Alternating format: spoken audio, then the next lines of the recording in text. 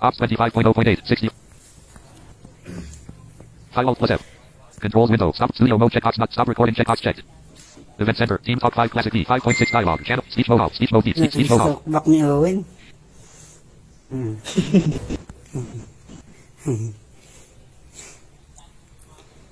Ayun, tayo na mag-start para sa ating devotion para sa araw ng Sabado. September na, no? Hindi na August. Yan, 19 September 19, 2020. Ang ating scripture ay matatagpuan sa Exodus chapter 14, verse 14. Ang sabi doon, the Lord will fight for you. You need only to be still. The Lord will fight for you. You need only to be still. Exodus chapter 14, verse 14. Let's pray. Ama, maraming salamat sa maghapon o hapon na ito na narito po kami upang magkasama-sama at magbulay-bulay sa iyong salita. Salamat po sa mga blessings na pinagkakaloob mo sa amin, sa lahat ng mga binibigay mo sa amin na mga pagpapala o mga regalo na minsan hindi namin na lubos na akalain na ito'y makakamtan namin. Lord, sa gabi ito, gabayan po kami at pagkalooban ng wisdom upang maunawaan po namin ang aming pag-aaralan sa gabi ito. Ito po ang aming sangot na langin sa ngalan ni Jesus. Amen. Ngayon, dadako na tayo para sa ating pag-aaral na pangungunahan ni Pastor Nick Bacani. Magandang hapon sa lahat. Naway nasa mabuti kayong kalagayan lagi at ramdam ko masaya kayong lahat. So, gaan ang ating teksto Level 2 Nikki, away 101. Volume 40, 51. 65. Ang ating pag-aaralan ngayong hapon ay mula sa aklat ng Exodus o Exodus. Speech mode off. Kasaysayan ng mga Israelita kung saan dito natin makikita mamamalas ang kamanghamanghang ginawa ng Diyos sa buhay ng mga Israelita. Sa mga sandali nung sila ay papalabas mula sa Ehipto, ang tunguhin ang hinanda ng Diyos na lupang inilaan para sa kanila. Sa pangyaring ito, makikita natin na ang Diyos ay kumilos ng kakaiba o kamangha-mangha sa mga pangyayari na pinamalas niya maging sa mga Israelita mismo. Dahil alam naman natin sa kwento, no, na hindi lahat ng mga Israelita na pinamunuan ni Moses mula sa Egypt naniniwala o sumusunod doon sa kapangyarihan o yung katungkulan na binigay kay Moses, which is yun yung pagiging leader niya sa kanila. Hindi lahat ng mga Israelita na kanyang nais iligtas mula sa mga Ehipsyo ay naniniwala na si Moses nga ay may kakayahang pamunuan ang mga ito mula sa Egypt. Kaya marami pa rin sa kanyang hindi naniniwala at marami pa rin sa mga Israelita na ito ang maraming reklamo kahit na sila ay nasa daan na patungo sa lupang ipinangako sa kanila ng Panginoon. Makikita natin sa chapter 14, bago mag-verse 14, naroon na noong time na nakita ng mga Israelita na sila ay nasa pagitan ng dagat at ng mga sundalong humahabol sa kanila, meron pa ring paninisi na narinig si Moses. Ang iba sa kanila ay nagsabi na, kulang na ba ng lupain ang Ehipto upang paglibingan sa amin, kaya dinala mo kami dito, upang dito kami mamatay at dito may libing? So, meron pa ring mga pagdududa, meron pa ring mga reklamo na naririnig si Moses, bagamat ang kanyang hangarin lang naman ay mapabuti ang kalagayan ng buhay ng mga Israelitang ito. Pero, yun nga yung sinabi ko, matigas ang ulo ng mga Israelitang ito. Kumbaga, hindi nalalayo sa katangian nating mga Pinoy, di ba? Ang mga Pinoy, matitigas ang ulo. Tingnan mo, sinabi na nga ng mga otoridad na bawal lumabas, bawal makipaghalubilo, makipag-socialization, bawal magdikit-dikitan, pero anong mga ginagawa ng mga tao ngayon? Sinusuway, no? Ganun ang mga Israelita. Kasing tigas din ng mga Pinoy. Kung ano yung bawal, siya pang ginagawa, di ba? O ganon ang katangian ng mga tao at yun ay likas sa mga tao na hindi naniniwala sa pamumuno ng mga taong naniniwala sa kanila. Kita natin sa buhay ni Moses, sa kanyang pamumuno, ang hangad niya ay mailayo sa Egypt ang mga Israelita na kanyang pinamumunuan upang maranasan ang buhay na malaya sa pamamagitan ng paggabay at pamumuno ng Panginoon sa buhay nila. Pero nandoon pa rin na sila ay nagdududa, sila ay hindi lubusang nananampalataya sa kapangyarihan ng Diyos. Pero sa sitwasyon nito, sa kabuuan ng talatang ito o kabanatang ito, makikita natin na sinabi mismo ng Panginoon kung bakit niya sinadyang gawin yun sa buhay ng mga Israelita ay upang ipakita sa mga tauhan ni Pharaoh at maging sa mga Israelita mismo ang kanyang kapangyarihan. Anong ginawa ng Panginoon? Yung pagdududa na meron ang mga Israelitang ito, ginawa niya ng paraan upang mapatunayan na siya ay makapangyarihang Diyos. Kaya sabi nga niya sa verse 14, di ba? Ang Panginoon ang magtatanggol sa inyo, mapanatag kayo. Ha? Ang Diyos mismo ang magtatanggol sa kanila, ang gawin lang nila ay pumanatag o maging still, be still. Sa mga pangyayaring ganito, sino ba naman kasi ang hindi maalarma, di ba? Makikita mo yung mga kaaway mo, hinahabol ka, tapos yung nasa harap mo dagat naman. So, saan ka pupunta, di ba? Lalo na kung hindi ka marunong lumangoy. Siyempre, talagang nandoon yung magpapanik ka talaga. Pero, ang sabi ni Moses, mapanatag kayo. Be still. Yun yung pinaka magandang encouragement na sinabi ni Moses.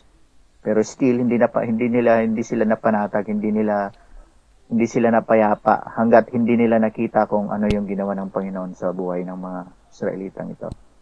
So, kung titingnan natin yung kasaysayan ng mga Israelita, dito na yung unang pagkakataon na pinakita ng Diyos ang pagkahati ng dagat. Diba? Mula sa dagat, mula sa tubig, ginawa niyang tuyong daan para sila ay makatawid. At ang ginawa ng Panginoon na yon ay kakaiba at walang makakapantay na kahit na sinong matalinong tao o sinong makapangyarihan na tao. Diyos lamang nakagagawa nun. Hinati niya ang dagat at sa pamamagitan ng tuyong lupa, sa pagitan ng pader na tubig, doon sila tumawid. At nung nakatawid na sila, inutusan ulit si Moses para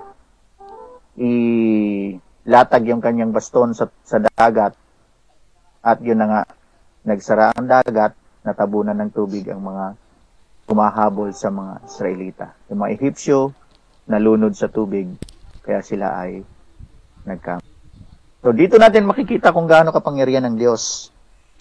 dito natin mamamalas na ang kapangyarihan ng Diyos kapag siya ang magliligtas sa atin, ay walang makakatalo. Sa mga sandali na tayo ay dumadanas ng mga pagsubok na sa alam natin ay hindi natin kayang pagdaanan, hindi natin kayang makibaka sa mga pagsubok na ito, doon sana tayo dapat humingi ng gabay ng Panginoon, hingin ang kanyang tulong, hingin ang kanyang salakay o kilos upang tayo ay magtagumpay sa mga pagsubok natin. Kita natin dito na sa buhay ng mga Israelita nung sandali na sila ay nasa bingit ng kamatayan, nasa bingit ng matinding pagsubok, ang Diyos ang kumilos para sila ay mailigtas.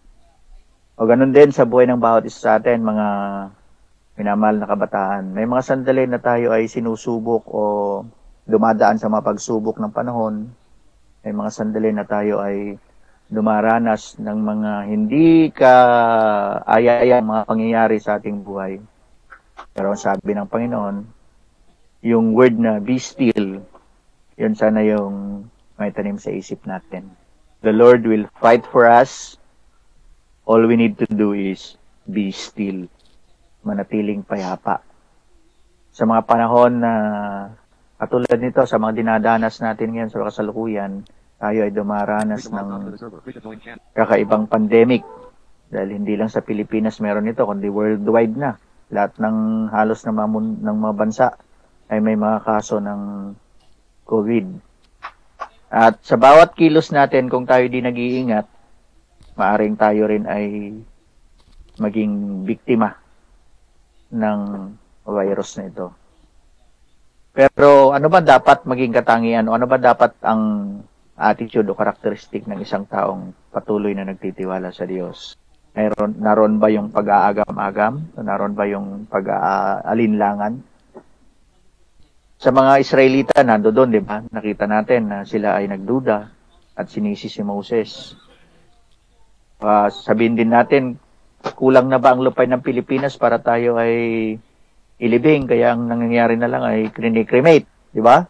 Mga namatay dahil sa virus. Karamihan sa kanila, mga cremation ng ginawang sa kanilang mabangkay. Pero hindi. Dito natin makikita ang kapangyarihan ng Diyos na sa mga sandaling ganito, naroon lagi ang pagkilos ng Diyos sa buhay ng mga totoong naniniwala, nananampalataya, at ipinagkatiwala ang buhay sa Kanya. Naroon ang Kanyang pagkilos, proteksyon, at palagi ang pagkilos, paggawa sa buhay ng bawat isa. Dahil sa kabila ng pandemic nito, sa kabila ng kawalan ng trabaho, sa kabila ng kawalan ng mga pangangailangang pinansyal, pag umasa tayo sa Diyos, makikita natin ang Kanyang kamangha. Bakit? Kasi may mga taong ginagamit ang Diyos para i-sustain o di kaya i-reach out yung mga pangangailangan natin kung tayo ay lubusang nagtitiwala sa Kanya.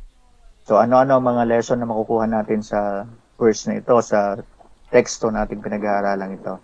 Sa mga panahon ng pagsubok, huwag tayong mawalan ng pag-asa. Nung laging isaisip natin, be still, manatiling panatag. Pagsubok, ano ba yung mga pagsubok na pinagdadaanan ng isang katulad natin, mga kabataan?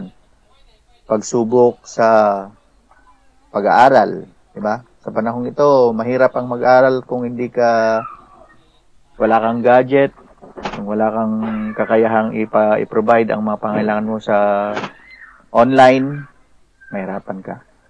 Pero dapat ba tayong mag-worry? Dapat ba tayong mag-panic? Ang pinaka-the best na ating gagawin ay mapanatag. And then, ang pinaka-solusyon, lumapit sa Panginoon. Bakit? Ang Panginoon, pag tayo lumapit sa Kanya, surely hindi niya tayo pababayaan. Dahil ang Diyos ay kayang i-provide ang anuman nating pangangailangan.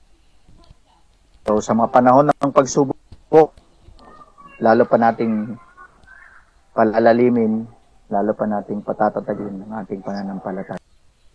Huwag mawalan ng pag-asa, huwag mawalan ng tiwala. Huwag magreklamo sa mga kinaukulan. Hindi yung puro na lang reklamong naririnig sa bibig, lumalabas sa bibig. Baka may sadya sa Panginoon na pwede natin gawin, hindi naman natin gawin. Hindi naman natin ginagawa. Sa panahon ng pagsubok, panatag dapat tayo. Ano pa? Sa panahon ng mga paghihirap, walang-wala. Wala kang magamit na kahit na anumang amount, wala kang salpi, wala kang magsaing, wala kang makain. Kahirapan. Yan ang mga usually nararanasan natin. Pero hirapan man yata kayo nakaranas ng ganun, yung walang-wala na talaga. Pero doon makikita natin ang kapangyarihan ng Diyos. Doon makikita natin ang kanyang kamanghamanghang pag-Diyos. The provision of God will arrive kahit na hindi natin naasahan. Diba? Ano?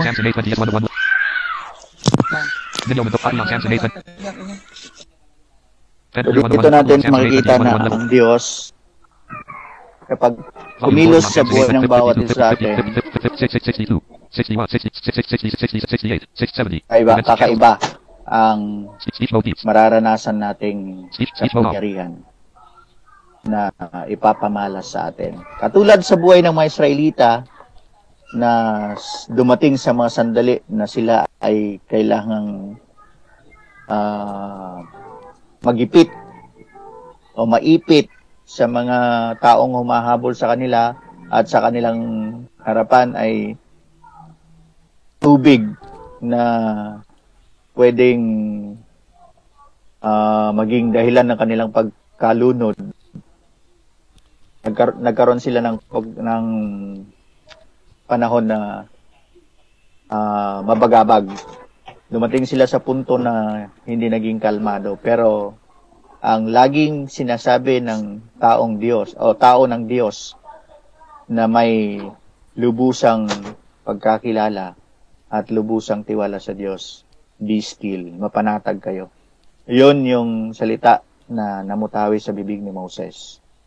Ang Diyos ang siyang makikipaglaban sa bawat pagsubok, bawat paghihirap na ating dinaranas.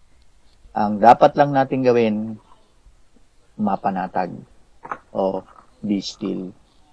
Sa mga sandali na tayo ay nakakaranas ng mga paghihirap, be still. Sa mga sandali na tayo nakakaranas ng mga temptation o pagsubok, test sa ating buhay, be still. Kasi kung di tayo makakalma sa mga panahong ganito, yun din yung time na pwede tayo makagawa ng pagkakamali na kinalaunan ay ating pagsisisihan. So, sa lahat ng mga sandali na ating pinagdaraanan, sandali na tayo ay tila nalagay sa kagipitan, ang lagi nating ilagay o sa ulo, ilagay sa isip, ang salitang be still. Be still in the Lord, manatili tayong payapa, manatili tayong panatag sa Diyos. Dahil ano't anuman ang Diyos ay laging maasahan. Ang pinakasusi lamang ay ang pananatiling tapat, pananatiling sumusunod, at pananatiling gumagawa sa kanyang mga utos. Ang pananatiling laging nakaugnay ang buhay natin sa Diyos sa pamamagitan ng palagi ang pakikipag-usap sa Kanya. So, sana sa bawat kabataan na nandito ngayon sa hapong ito, isaisip natin, isapuso natin ang mga salita ng Diyos na ating napag-aaralan upang lalo pang tumibay, lumalim ang ating relasyon sa Kanya. At sa mga sandali na tayo'y dadanas ng mga pagsubok, paghihirap, huwag nating kalilimutan, mapayapa, be still. Dahil alam natin na ang Diyos ay patuloy na nakikipaglaban, patuloy na lumalaban para tayo ay magkaroon ng katagumpayan sa buhay. So, sa mga pagsubok na dinaranas natin, maging sa ating sarili mismo, marami sa atin ang nakikipaglaban sa mga sarili-sarili dahil sabi niya, the best enemy of an individual is no other than he or she himself, herself. So, kung nakikipaglaban tayo sa ating mga sarili, kinakalaban natin ang ating sarili dahil meron pa tayong mga hindi ka nais-nais na gawain o mga katangian na hindi ka nais-nais sa Panginoon. Ang dapat natin gawin, be still and ask the Lord to fight for us so that we will gain victory. Magiging victorious tayo kung ang Diyos ang aasahan natin at ipagkakatiwala natin para siya ang gumapi sa mga pagsubok na ito, mga paghihirap na ito. So, uli, be still in the Lord, and ipagkatiwala natin sa Kanya ang laban sa ating buhay upang tayo magkaroon ng matagumpay na buhay. Manatiling tapat, manatiling nakaugnay, at panatilihing lumalalim pa ang ating ugnayan sa Diyos. Uli, be still. At ang Panginoon ang bahala sa atin. Let's pray. Amang Diyos na makapangyarihan, muli kami po ay nagpapasalamat sa talata na aming pinag-aralan ngayong hapon. Salamat, Panginoon, sa katotohanan na Ikaw lagi ang nangunguna sa mga pakikipaglaban na aming kinakaharap, lalo pat kami ay lubusang nagtitiwala sa iyo at pinagkatiwala ang aming mga buhay. Dalahin ko po ang iyong patuloy na pagkilos sa buhay ng mga kabataang ito, na anuman ang kanilang mga pinagdadaanan, anuman ang kanilang mga kaaway, maging sa kanilang mga sarili, nawa Panginoon ay kanilang mapagtagumpayan sa patuloy na nakikipaglaban para sa kanilang ikapagtatagumpay. Salamat, O God, pinupuri ka namin, and patuloy mo ring i-bless ang ito. Nawa, patuloy pang magamit upang lalo pang mapaghusay ang buhay ng bawat isa at mas marami pang kabataan ang makakilala sa iyo at naising lumalim pa ang kanilang ugnayan sa iyo. Salamat, Panginoon, sa pangalan ni Jesus. Amen. Amen. Amen. Maraming salamat po. Maraming salamat sa Panginoon sa kanyang salita. Ngayon dadako na tayo para sa ating sharing time. And yun nga, napakaganda ng ating topic ngayong oras nito dahil marami sa mga tao ngayon sobrang nag-aalala lalo na sa kanilang mga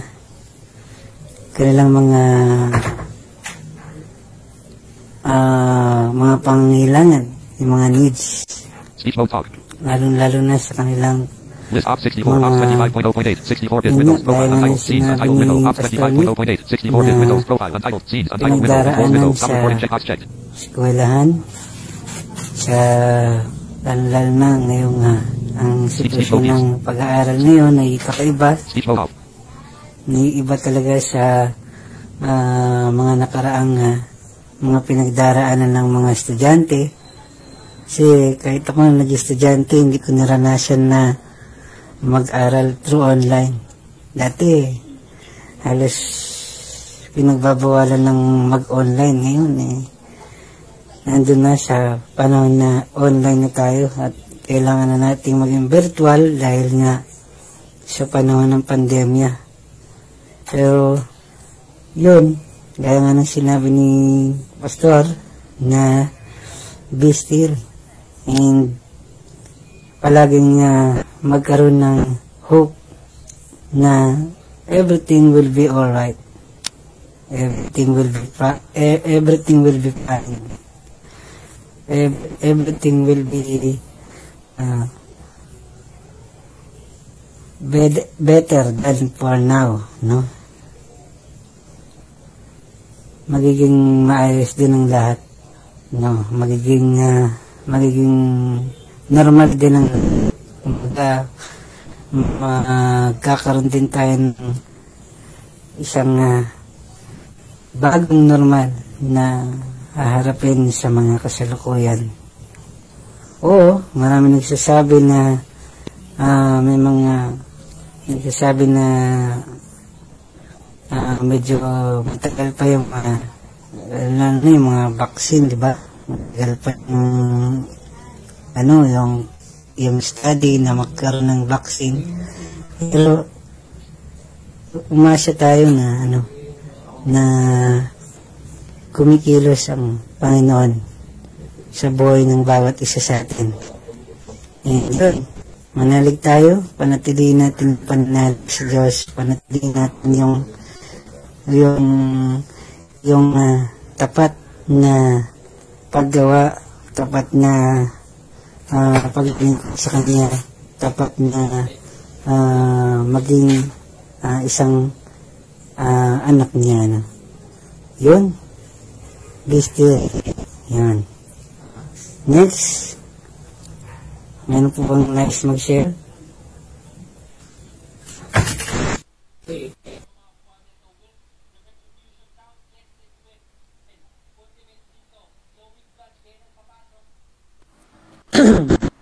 Yun, go ahead, Dave. Ayan. Amen. Yun nga. Itong na to para sa akin, ito ang nagpapaalala na yun yan. Sa verse na binasa po natin, nandito na po mismo yung be still. Yun po yung key natin.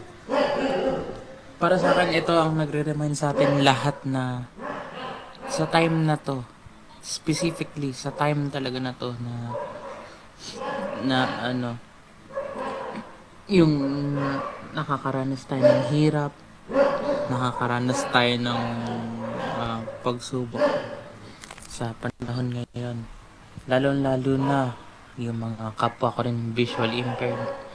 This is the time na dapat magpatuloy tayo na manalig sa Panginoon. Kaya para sa akin napakaganda yung mga devotion na ganito kasi nare-remind tayo sa natin na pag nahihirapan tayo, na pinapahirapan tayo ng mundong ito, meron tayong pag-aasang makikita na wala sa mundong ito kundi nasa Panginoon lamang. Yun lang po. Yun. Maraming salamat kay Dave and Dion. Dagdag ko lang yung insight ko na yun nga, maraming tao ngayon ang nakakaranas ng depression. Maraming tao ngayon nakakaranas ng yung depression na paano ba to? Paano ko ba gagawin to? Or paano na ganun? Dahil wala nang work, dahil sa yun nga, walang gadget or wala lahat. Maraming nade-depress sa mga oras na to. Yun. Talagang kinakailangan natin na manatili na maging hopeful sa mga oras na to, dahil sabi nga dun sa verse na God will fight for us. Si Lord yung kikilos para sa atin. Maging panatag lang tayo, manatili lang tayo sa Kanya at magtiwala lang tayo sa Kanyang mga paggawa. Yun. Next. Meron po bang nais pang mag-share?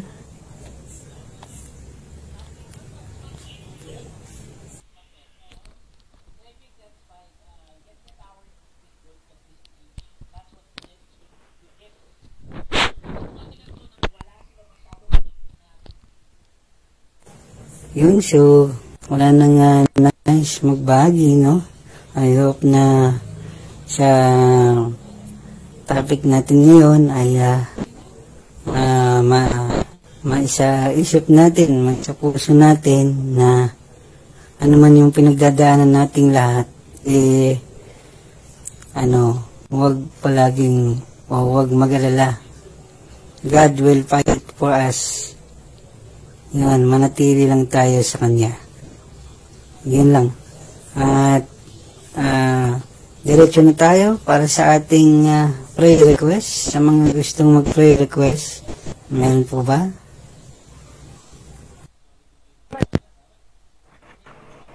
Brother Ako po. Otley. Ayun. Ikaw muna, anak. Ikaw muna. Sige. Si IC. Ayun po, prayer request ko lang po, nawa po yung COVID-19 po ay mabawasan na yung nagkakaroon ng case and mawala na din po. Next. Pastor Reynold daw po yata. Pastor. Next po. Hello, good evening. Good evening po. Una sa lahat, maraming salamat sa mensahe ng Panginoon ngayong gabi. And then, pakisama sa prayer. Bukas, speaker ako sa church kung saan ako naglilingkod sa pagsama ng Diyos, karunungan, at maayos na pagpapahayag ng kanyang mga salita. So, yun lang. Maraming salamat. Next. Prayer request. Dave. Ayan. Ang aking prayer request ay sana yung mga gusto ko lang ipag-pray ulit yung mga ating lahat ng mga nag-require trabaho sa labas ngayon, lalo na yung mga drivers, mga shuttle service drivers, and again yung ating mga frontliners na patuloy na binubuhis ang kanilang buhay para lang masigurado na hindi tayo magkasakit. At syempre, Show report remote recording alt plus M. Event center. Team top 5. Op 64. Ops 25.0.8. 64-bit Windows profile. Untitled scenes. Untitled window. Ops 25.0.8. 64-bit Windows profile. Untitled scenes. Untitled window. Controls window. Stop recording. Speech mode off. Pilipinas, sa buong bansa. Dito po kasi sa lugar namin, nagkakaroon na ng unti-unti bang pagluluwag ng mga restrictions, no? Marami na ring mga nagbubukas na na establishments dito sa amin. Ang prayer ko lang ay nawa yung mga nagtatrabaho sa mga nagbubukas na negosyo, mga karagdagang patnubayan lahat ng Panginoon na sa araw-araw nilang gawain. Siyempre din po sa family ko, nawa po, lagi po kaming bigyan ng provisions financially para sa aming mga nag-aaral pa. So, yun lang po. Maraming salamat. Yun. Next, prayer request. Good evening. Yun, may mic ba ako? Apo, meron po. Yun yung prayer request ko. Siyempre, una sa lahat yung maging safe tayong lahat. Siyempre. At lagi tayong ingatan sa araw-araw ng ating buhay. At siyempre, ang isa ko pang prayer request, siyempre, yung aking mga magulang na nasa Bicol. Yan, sila nanay at si tatay ko, yung sama natin sa prayer. Yung kasi nangunguli na sila sa amin kasi matagal na nila kami hindi nakikita. Kaya yun, pakisama po natin sa prayer request na maging matatag sila. At dumating din yung panahon na magkita-kita kami. Ayun lang po at maraming salamat.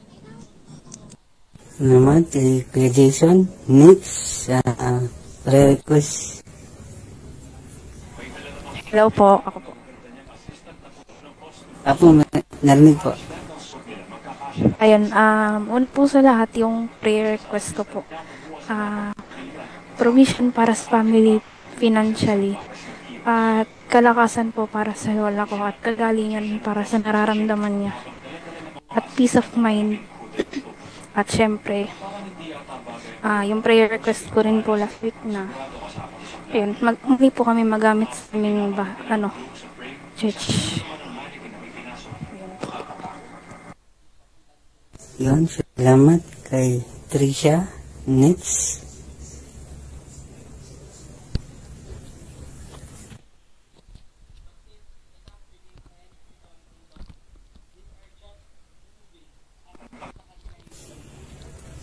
Ayun, yan, dahil sa wala na pong nag-open ng kanilang mikropono, ay nais kong ipanalangin yung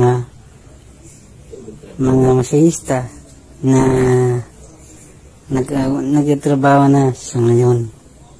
Yung mga kapwa ko massage therapist na ginagawa ang lahat sa kasalukuyan upang makarecover, ingatan yung kanilang kalusugan, yung kanilang importante kasi yung kalusugan nila dahil sila yung nasa direct contact na sitwasyon. So kahit anong mangyari sana mailayo sila sa sakit na o sa tao may sakit na COVID-19. O magabayan sila kung ano yung nararapat na para sa kanila na ayon sa kalooban ng Panginoon.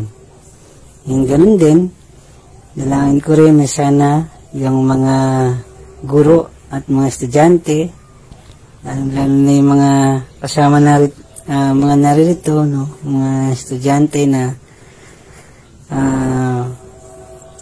naririto na lagi silang nagkakaroon ng mga pagsubok, lalo na sa provision ng kanilang mga internet connection, gano'n, nagkakaroon ng mga pagbagal. So, ang nangyayari tuloy ay nagkakaroon ng nagkakaroon sila ng mga namimiss na mga lesson dahil sa hoping na sana, I pray na i-provide ni Lord yung pangailangan ng mga naririto at lahat ng mga estudyante at guro na nangangailangan sa online distance learning. Yun, next, last, meron po bang nais magbahagi? Mag-prayer request? Ako po, dagdag. I see. Yan. Ayun po. Sana po sila mami po nasa ligtas na kalagayan sa UAE. Yun. And dagdag ko rin yung sa mga namumuno sa Blind Techno, sa admin sa Light and Salt, lalo na yung aming founder na si Giselle. Yun, nais ko siyang ipanalangin na sana kung nasan man siya naroon ay ligtas siya at higit sa lahat ay mangyari na yung kanyang kahilingan na magkaroon na ng sariling laptop muli upang makabalik sa ganitong gawain. Ayun. Next prayer request, meron po ba?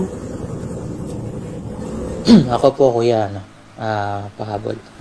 Dave.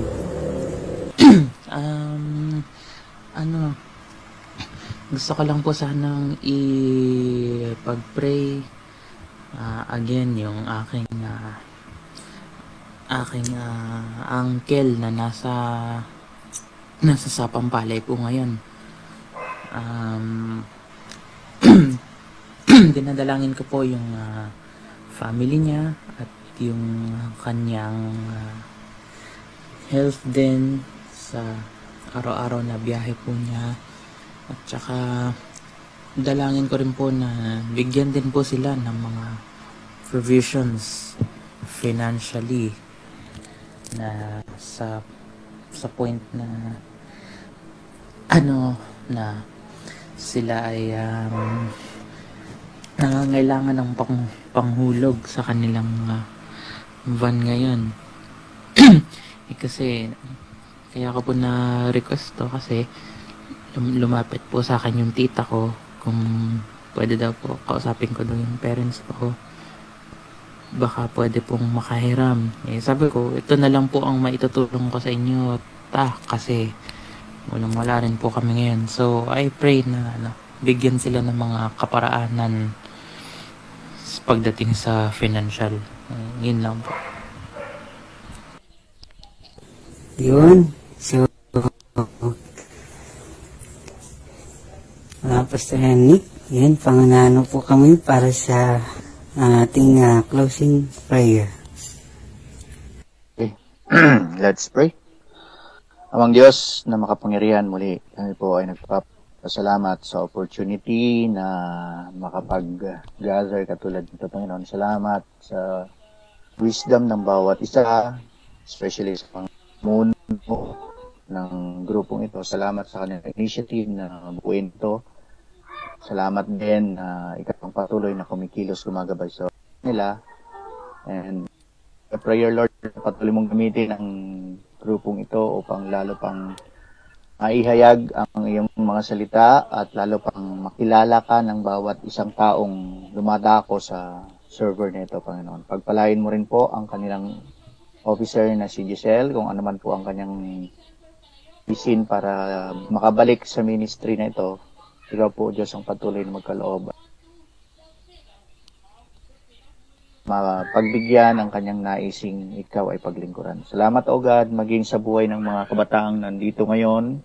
Hindi ko man po sila maisa-isa, pero alam ko po na meron kahilingan ang bawat isa para sa kanilang mga sarili at maging sa kanilang mga namahal sa buhay. Dalangin ko po yung patuloy na tugon sa mga kahilingan ito. Lamang, Panginoon, na ito ay naaayon. Meron din sa mga kahilingan ng mga kapatid namin, patuloy na provision ay pagkakaloob mo, especially financial, sa bawat pamilya, Panginoon, na nangangailangan. Hindi man namin mabanggit isa-isa, Panginoon, pero alam po namin na ang lahat ay nangangailangan nito. Dalangin ko po ang iyong patuloy na pagkilos. At ikaw po, Diyos, ang patuloy na manguna upang tugunan ng mapangailangan ito. Security ng bawat isa, especially sa safety, upang lalo pa naming magampanan, Panginoon, ang aming mga nakatakdang responsibilidad at gawain para pagpatuloy ang aming pamumuhay sa mundo. Salamat, Panginoon. Dalangin po namin ang patuloy na protection at patuloy na pangunguna sa bawat isa, Panginoon. Mga relatives ng mga kapatid namin ito, sa kanilang mga family na wala man sa kanilang mga tabi. Alam ko po na patuloy mo silang ginagawa. At patuloy na pinagkakalooban ng seguridad at kalusugan. Salamat, O God, pinupuri ka namin. Maging sa aming kapatid na mag-speak bukas si Pastor Ray, dalangin ko rin po ang iyong patuloy na pagsama. Patuloy na karunungan mula sa iyo, Panginoon, at patuloy na kasiglahan ng pangatawan upang patuloy pa siyang magamit para sa iyong kaluwalhati.